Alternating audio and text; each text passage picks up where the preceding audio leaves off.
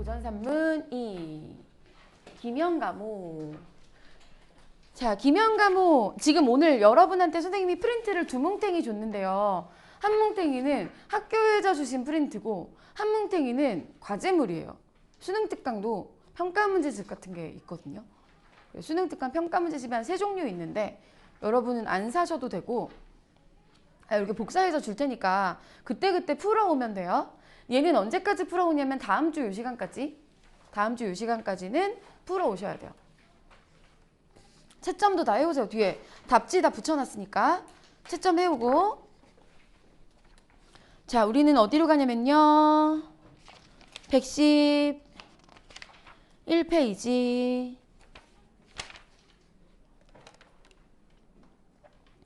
자, 기면가모는 설화. 네, 해당해요. 설화. 설화는 소설의 바로 직전 단계에 존재했던 입에서 입으로 전해지는 그런 스토리를 설화 이렇게 얘기해. 입에서 입으로 전해지는데 그걸 모아서 기록한 책 안에 이게 들어있었던 거야. 자, 그러면 신라에서는 시대적 배경이 되겠죠? 시대적 배경. 해마다 음력 2월이 되면 초 여드렛날부터 보름달까지 8일부터 15일까지, 그러니까 얘는 음력으로 8일부터 15일까지 서울의 남녀들이 흑륜사라는 절에 탑을 돌며 복을 빌었다. 얘는 그런 풍속이 있었다. 자, 여기 서울은 어디예요? 신라의 서울이니까 경주. 경주라는 공간적 배경이 제시됐고, 원성왕 시절에, 그러면 원성왕 시절에 이제 약간 구체적인 시간적 배경이 드러나죠? 좀 시간적 배경이 그냥 신라시대 때가 아니라 원성왕 시절에 좀 구체적이야. 화랑 김현이라는 사람이 밤이 깊도록 혼자 쉬지 않고 탑돌이를 했다. 정성. 밤이 깊도록 혼자 쉬지 않고 정성을 들여서 뭘 했겠어요? 소원을 빌었겠죠?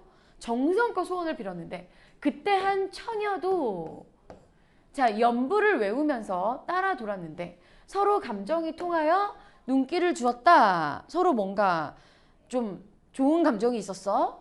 그들은 탑돌이를 마치고 조용한 곳으로 가 정을 통하였다. 얘들아, 정을 통하였다는 옛날 사람들이 우리처럼 막 썸 타고 이런 거 없어. 바로 19금 장면이야. 처녀가 막 돌아가려고 하니 김현이 따라가려고 했다. 처녀는 사양했으나 오지 마라. 김현은 억지로 따라갔다. 자, 서산 기슭에 이르러 한 초가집으로 들어갔는데 노파가 할머니가 처녀에게 물었다. 따라온 사람 누구냐? 처녀가 사실대로 탑돌이하다 만난 남자예요.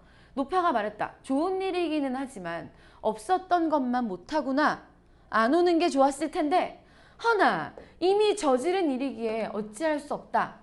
은밀한 곳에 숨겨주어라. 내 오빠들이 나쁜 짓을 할까 두렵구나. 뭔가 암시하고 있어. 이 처녀는 사실 호랑이였고 이 처녀의 오빠들도 호랑이니까 그렇다는 걸 암시. 처녀는 김현을 이끌어 구석진 곳에 숨겨주었다. 얼마 뒤 호랑이 3마리가 오빠들이야. 자, 으르렁거리며 와서 사람의 말로 이야기했다. 그럼 여기서 뭐가 나타나요? 호랑이가 사람 말 막 하니까 비현실성, 좀 어려운 말로 전기적 요소, 전기성이 드러난다고 할 수 있겠죠? 집에서 비린내가 나니 배를 채우기가 좋겠구나. 야, 고기 있냐? 이 뜻이야. 집에 비린내가 나니 고기 있냐? 배를 채우기가 좋겠다. 자, 그럼 이제 알아챘어. 눈치챘어. 노파는 그녀와 함께 꾸짖었다. 너희들 코가 어떻게 되었구나. 그럼 무슨 뜻이야? 고기 없다. 자, 어찌 미친 소리를 하느냐. 이때 하늘에서 외치는 소리가 들렸다. 그럼 여기서 하늘은 어떤 존재? 신적 존재. 너희가 남의 생명 해치는 것을 좋아하니 마땅히 한 놈을 죽여 악행을 징계하겠다. 그럼 여기서 뭐가 나타나요?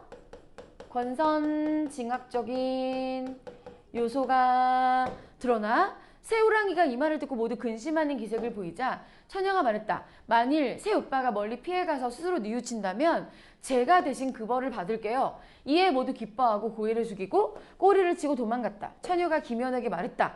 처음에 저는 낭군께서 저희 집에 오는 것이 부끄러워 오지 못하게 하였는데 내가 호랑이니까 이제는 감출 것이 없으니 감히 속마음을 말씀드리겠습니다.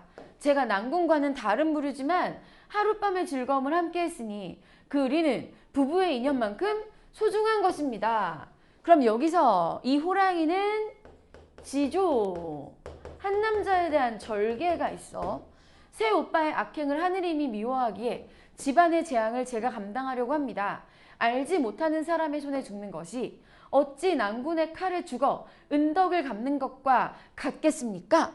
그러면 모르는 사람 손에 죽는 것보다 사랑하는 남자의 칼에 죽는 게 낫다. 자, 이때 당시에 호랑이를 죽이는 건 나라의 공을 세우는 거라 상을 받아요. 그래서 낭군의 칼을 죽어 은덕을 갚는다. 낭군이 이익을 갖게 되니까요.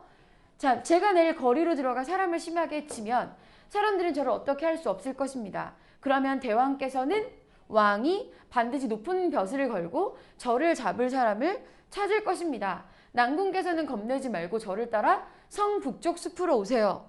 제가 낭군의 칼에 죽겠습니다. 그럼 여기서 희생하겠다. 김연이 말했다. 사람이 사람과 사귀는 것은 인륜의 도리이지만 다른 부류와 사귀는 것은 정상이 아닙니다. 너랑 사랑에 빠진 건 정상적인 일은 아니야.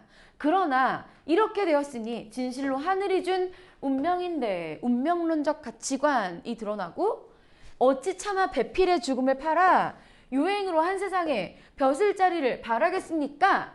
싫다. 거절. 처녀가 말했다. 낭군께서는 그런 말씀하지 마십시오. 지금 제가 일찍 죽는 것은 하늘의 명이며 역시 운명을 이유로 들어서 자기 주장을 굽히지 않고 있어. 자, 또한 제가 바라는 바입니다. 낭군의 좋은 일이고 저희 가족의 축복이며 나라 사람들의 기쁨입니다.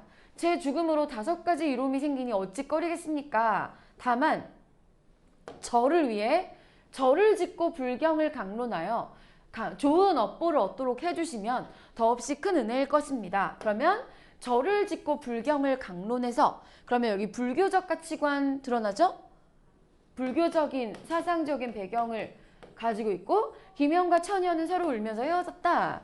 다음날 과연 호랑이가 성 안으로 들어와 사람을 사납게 치니 이 사나운 호랑이 누구겠어요?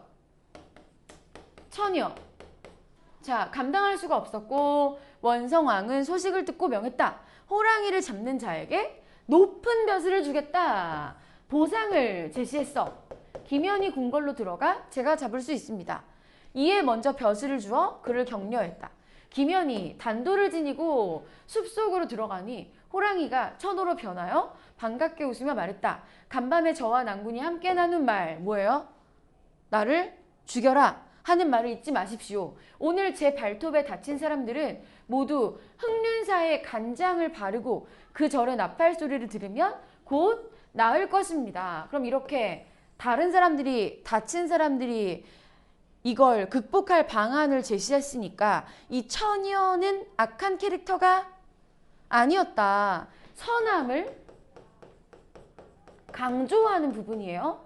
처녀가 말을 마치고 김연이 차고 있던 칼을 뽑아 스스로 찌르자. 이것도 역시 김연이 악한 캐릭터가 아니라는 걸, 자기의 벼슬을 위해서 사랑하는 이를 이렇게 해치는 캐릭터는 나쁜 캐릭터잖아? 이게 만약에 권선징악이 되려면 여기서 김연이 칼로 찔렀으면 안 됐어. 그치? 그냥 얘는 칼을 가지고만 갔고 칼을 뽑아 스스로 찌르자. 여기는 희생, 의지를 강조, 김연에게 죄를 주지 않기 위해서 바로 호랑이가 되었다. 김연이 숲에서 나와 말했다. 지금 여기서 호랑이를 쉽게 잡았다. 사정은 말하지 않고 호랑이가 일러준 대로 흑륜사 간장 발라서 사람들을 치료하게 하니 그 상처가 모두 나았다. 지금도 풍속에서는 호랑이에게 입은 상처에 이 방법, 간장 바르는 방법, 절의 간장을 받은 방법을 사용하고 있다. 지금도 라고 하는 것을 보니 이 이야기를 하는 시점에서도 이미 이 이야기는 과거의 이야기였던 거죠. 그러면 그 과거의 이야기의 흔적으로 사람들이 이런 행동을 하잖아요. 그치? 이게 이 방법을 사용하는 게 이 이야기의 증거물이야. 이 이야기, 김연이 호랑이를 잡은 김연가모 이야기의 증거물로 제시될 수 있고, 김연은 등용된 후 서천가에 절을 세우고 호원사라고 하였다. 호원사라는 절도 역시 이 이야기의 증거물로 기능할 수 있죠.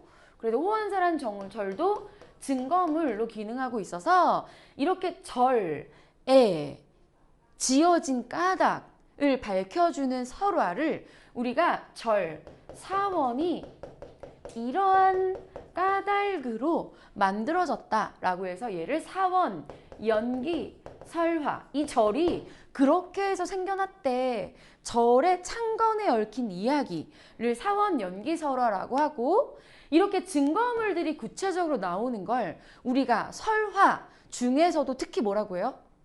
전설. 설화 중에서도 얘는 전설의 특징. 자, 우리 전설의 고향 본 적 있어요?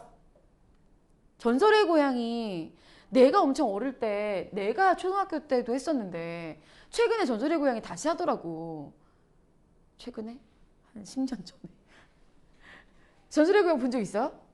전설의 고향에 가장 인기 많은 에피소드가 구미호 에피소드고, 구미호 에피소드는 그 당시에 여배우들이 되게 하고 싶어하는 그런 역할이야. 근데 구미호 얘기를 막 쭉 보여주고 나서 그 에피소드가 끝나고 나면 그 드라마 뒤에 뭐가 붙어있냐면 약간 에필로그처럼 어떤 시골 마을을 쫙 보여줘요. 그러면서 이 이야기는 충청북도 무슨 마을에 전해지는 그런 이야기다 하면서 어떤 산을 막 보여줘. 지금도 간혹 산을 저녁에 넘는 사람들은 여우 소리가 들린다고 합니다. 이렇게 마무리가 되면서 그 여우 고개가 나오는 게 구미호 전설의 증거물인 거야. 왜 우리 초등학교 때 우리 화정 지역은 별로 오래된 초등학교가 없어가지고 전설 그런 거 없죠? 학교 전설 막 이런 거. 근데 오래된 초등학교 같은 경우는 학교마다 다 전설이 있어. 화정초에 전설 없었나요? 없었죠? 우리 다 되게 새로 생긴 95년도에 생긴 주현이 초등학교 어디예요? 화수초에도 전설 없죠? 있었어요? 무슨 전설? 세종대왕이랑 이순신 동상. 싸운다고요? 그러면? 책이 다 넘어가면 죽는. 어떻게 우리 학교 전설이랑 똑같지? 세종대왕이 밤 12시가 땡 치면 책을 한 장 넘긴대. 그 책 다 읽으면 지구 멸망한대. 그래서 막 우리 막 책 세봤더니 막 7장 있는 거야. 그래서 7일 후에 그러면 지구 멸망하는 거야. 막 입학하자마자 언니들이 막. 그래서 엄청 무서웠어. 내가 다닌 초등학교는 엄마가 다닌 초등학교였어요. 그래서 엄마랑 나랑 초등학교 동창이야. 사실 국민학교지만. 엄마도 그 국민학교 출신이고 나도 그래서 같은 학교를 다니고 되게 오래된 학교인 거잖아. 그 학교에 그런 전설이 있었던 거야. 언니들이 막 과학실 거기 있는 막 해골 이거 진짜 사람 뼈라고 막 이래가지고 우리 막 엄청 바들바들 떨고 막. 그리고 뭐 1학년 2반 교실 밑에 시체 있다고 해가지고 언니들이 막 얘기해주면서 어디로 막 오래 여기 밟아보래. 밟았더니 막 마룻바닥이 삐걱삐걱 하더라고. 여기 밑에 시체가 묻혀있어서 삐걱거리는 거야. 이렇게 하니까 되게 그럴듯하잖아 막. 원래 전설이라는 건 야, 이 세종대왕이 하고 증거물을 보여줘. 그러니까 되게 그럴듯해. 전설은 되게 그럴듯한 성격을 가지고 있어. 전설의 특징이 그럴듯하다, 신빙성, 그리고 막 무슨 왕 시절에 무슨 절이 뭐 역사적인 배경을 바탕으로 해요. 신빙성과 역사성을 바탕으로 하는 게 전설의 특징이야. 그런데 콩쥐팥쥐, 흥부놀부 얘네들은 다 옛날 어느 마을에 이렇게 시작하지. 그러니까 구체적으로 어느 시대인지 어느 마을인지가 안 나와. 그리고 증거물 같은 것도 없어. 그런 걸 우리가 그냥 민담이라고 해요. 민담. 자, 여기 전설의 특징이었고 항상 법망경이라는 불경을 강론해서 호랑이의 명복을 빌고 스스로를 희생해서 어질물 이루어준 은혜를 갚았다. 김연이 죽을 즈음에 전에 있었던 이상한 일에 매우 감동해서 전기를 적었으므로 비로소 세상에 알려졌대. 자, 그리하여 그 기록을 노노림이라고 불렀고 지금도 그렇게 부른다. 김연이 스스로 기록으로 남긴 거야 라는 것까지 전설로 돼서 내려오는 거지. 김연 가모는 설화 중의 전설, 신빙성과 역사성을 갖춘 이야기였다. 그리고 문제 자체는 막 그렇게 엄청 어렵지 않아서 한번 다음 시간에 풀어보고 질문을 받도록 합시다.